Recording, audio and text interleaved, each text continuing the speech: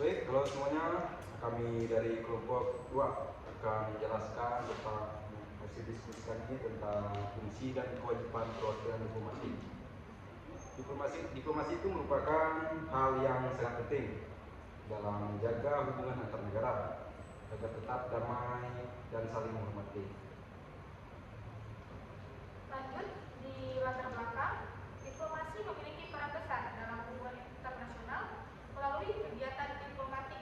Suatu negara dapat: 1. Menjaga kerjasama dan perdamaian antar negara. Yang kedua, menjadi sarana utama pelaksanaan politik luar negeri.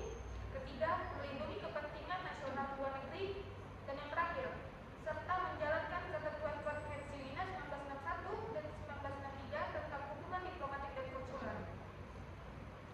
Secara umum, diplomatik adalah segala bentuk kegiatan yang dilakukan oleh suatu negara melalui perwakilannya di luar negeri untuk yang pertama menjalin dan juga memelihara dan mengembangkan hubungan dengan negara lain secara resmi dan damai.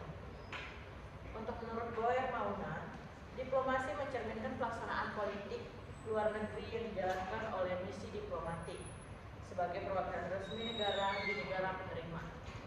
Oke, selanjutnya fungsi diplomatik. Berdasarkan Konvensi Wina 1961, fungsi utama diplomatik meliputi 1.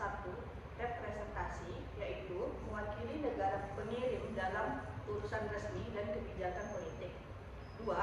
Proteksi, melindungi kepentingan negara serta warga negaranya di negara penerima.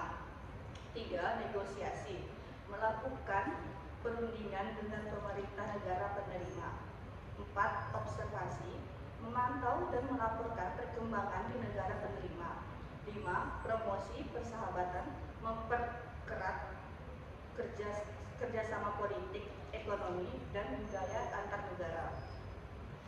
Adapun kewajiban perwakilan diplomatik itu menurut pasal 41 Konvensi Wina 1961.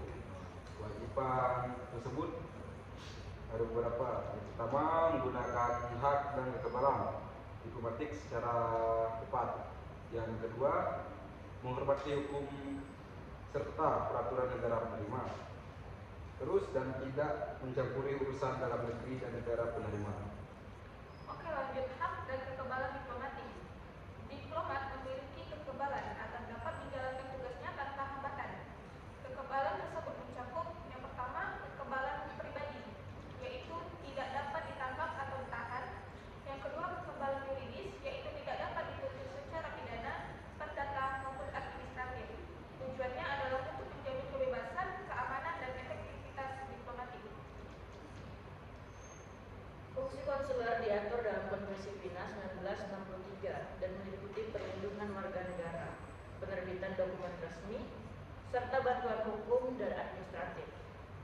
Fungsi konsuler dapat dijalankan oleh perwakilan diplomatik jika tidak ada kantor konsuler, sehingga keduanya saling melengkapi dalam pelayanan dan perlindungan kepentingan negara di luar negeri. Oke, bagian contoh kasusnya. Contoh kasus pelanggaran kewajiban diplomatik terjadi pada tahun 2021 ketika seorang diplomat Rusia diusir dari Bulgaria karena diduga terlibat kegiatan espionase.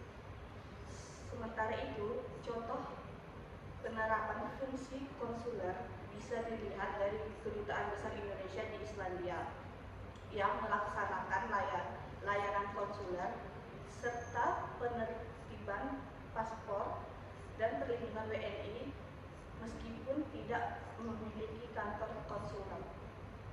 Baik, jadi kesimpulan yang kami ambil tentang materi ini mengenai fungsi diplomatik itu fokus pada hubungan politik dan kerjasama antar negara.